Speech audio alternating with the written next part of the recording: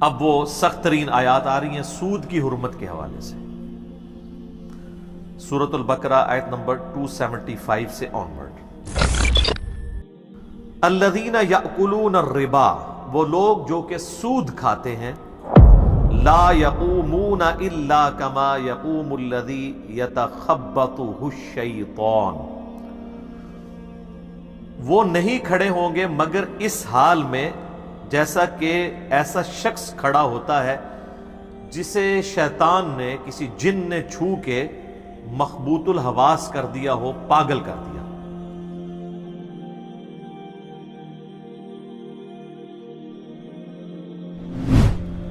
یہ اسپیسیفکلی قیامت کا ذکر ہے کہ قیامت والے دن اس حال میں وہ اٹھایا جائے گا۔ تو اللہ تعالیٰ ہمارا جو دنیا میں سود کھانے والا آدمی ہے، وہ قیامت والے دن اللہ کے حضور اس حال میں کھڑا کیا جائے گا جس طرح کہ شیطان نے اسے مخبوط الحواس کر دیا ہو، من المس، چھو کر۔ ذالک بانہم، یہ اس لیے ہے کہ یہ لوگ کہتے ہیں قالوا انما البیع مثل الربا، کہ تجارت بھی تو سود کی مانند ہے۔ وَأَحَلَّ اللَّهُ الْبَيْعَ وَحَرَّمَ الرِّبَا، جبکہ اللہ تعالیٰ نے تجارت کو حلال کیا ہے اور سود کو حرام۔ تو جو سودی لوگ ہیں وہ کہتے ہیں کہ جی کاروبار اور سود یہ دونوں ایک طرح کے ہیں۔ پھر کیا وجہ ہے کہ سود جو ہے وہ حرام ہے اور کاروبار حلال ہے؟ تو اللہ تعالیٰ نے اس کے اوپر ورڈکٹ دی ہے کہ اس کی وجہ یہ ہے کہ وَأَحَلَّ اللَّهُ الْبَيْعَ وَحَرَّمَ الرِّبَا، اللہ نے تجارت کو حلال کر دیا ہے اور سود کو حرام کر دیا ہے، یہ ہے اس کی اصل وجہ۔ اور سورۃ الانبیاء میں ہے لا يُسْأَلُ عَمَّا يَفْعَلْ وَهُمْ يُسْأَلُونَ، اللہ کو کوئی نہیں پوچھ سکتا جو اس نے کیا، اور اللہ ہر ایک کو پوچھ سکتا ہے کہ اس نے یہ کیوں کیا۔ یہ تو ہے اصولی بات۔ باقی اگر آپ اس کی تفسیر کے اندر جائیں تو آپ کو ٹیکنیکل ریزنز بھی سامنے آ جائیں گی کہ سود اور کاروبار میں زمین آسمان کا فرق ہے۔ سود پیسے کے بدلے پیسہ ہوتا ہے، منی اگینسٹ منی، جبکہ کاروبار منی اگینسٹ گڈز ہوتا ہے، چیزوں کے بدلے مال کمانا ہے۔ میں 10 لاکھ روپیہ آپ کو دوں، اس کے بدلے 10,000 روپے مہینے میں آپ سے میں اس پیسے کا کرایہ وصول کروں تو یہ حرام ہے۔ لیکن اگر میں 10 لاکھ روپے کی گاڑی آپ کو دوں اور اس کے اگینسٹ اس گاڑی کا 10,000 روپے مہینہ کرایہ لوں تو یہ حلال ہے۔ میں 30 لاکھ روپے آپ کو دوں، اس کے بدلے میں 30,000 روپیہ آپ سے اس مال کا کرایہ وصول کروں تو یہ حرام ہے۔ میں 30 لاکھ کا مکان آپ کو کرائے پہ دوں اور اس میں رہنے کا آپ سے کرایہ 30,000 روپے وصول کروں تو یہ حلال ہے۔ یعنی جب جب گڈز انوالو ہو جائیں گی، جب کوئی چیز ٹینجیبل فارم میں فزیکلی کوئی چیز انوالو ہو جائے گی تو پھر وہ پیسے کے بدلے پیسہ نہیں ہوگا بلکہ اشیاء کے بدلے پیسہ ہوگا، اور وہ کاروبار ہوگا، وہ حلال ہوگا۔ اس کی ریزن یہ ہے کہ جب آپ کاروبار کر رہے ہوتے ہیں تو کئی لوگوں کا رزق اس کے ساتھ کھل جاتا ہے۔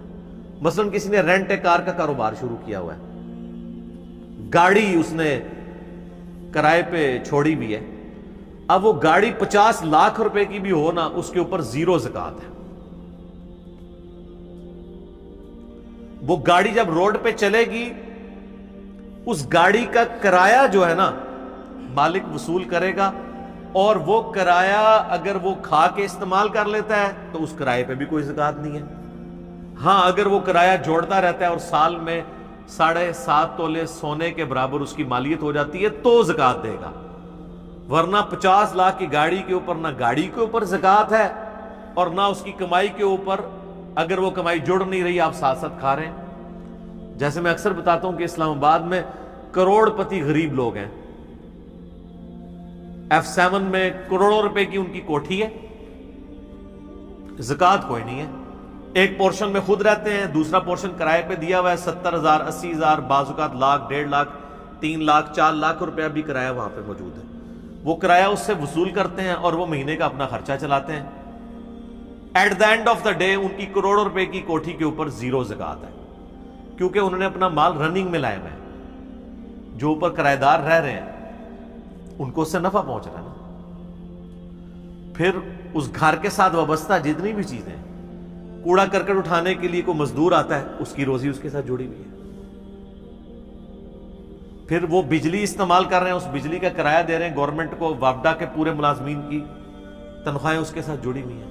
تو اسلام یہ کہتا ہے کہ پیسہ رننگ میں آئے تو وہ کاروبار ہے، وہ حلال ہے اور اس میں اللہ کی طرف سے برکت ہے، اور پیسے کے بدلے پیسہ کمایا جائے کاروبار میں لگائے بغیر، لوگوں کا آ جائے کہ یہ لو پیسے اور مجھے اس کے بدلے اتنے پیسے دو، تو یہ ہے ظلم۔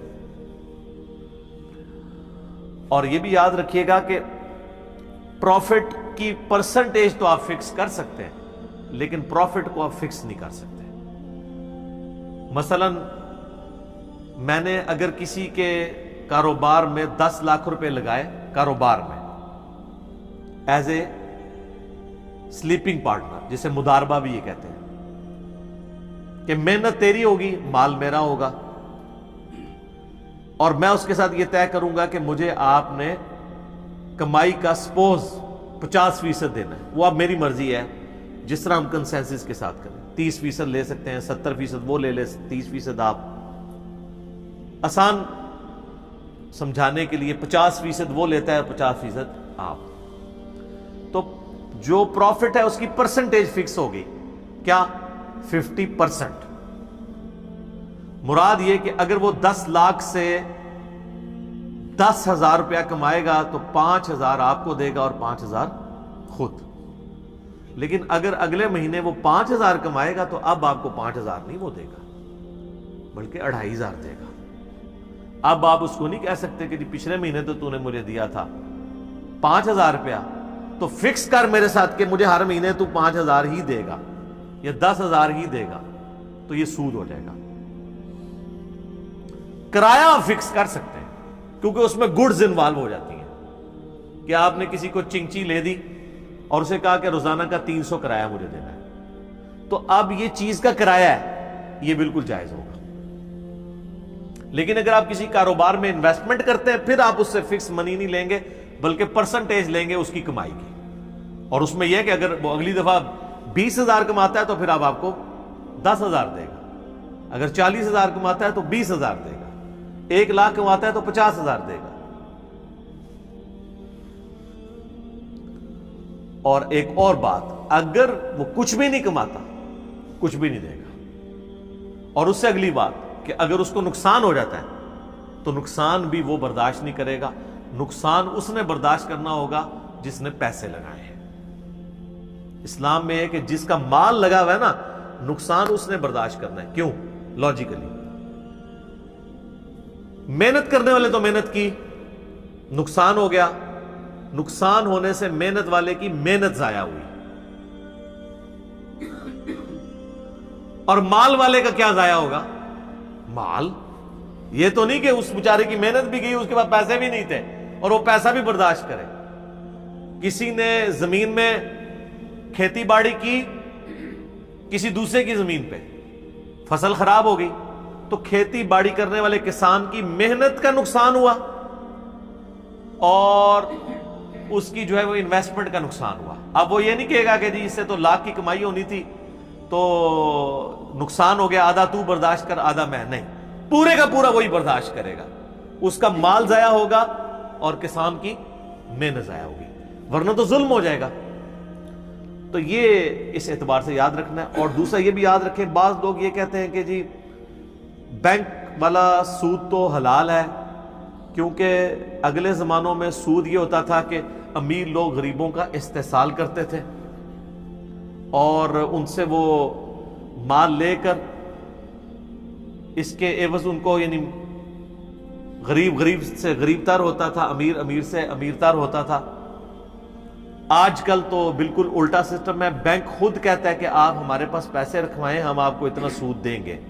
تو بینک پہ تو کوئی ظلم نہیں ہو رہا، بینک تو خود آپ کو آفر دے رہا ہے، لہٰذا یہ وہ والا سود نہیں ہے۔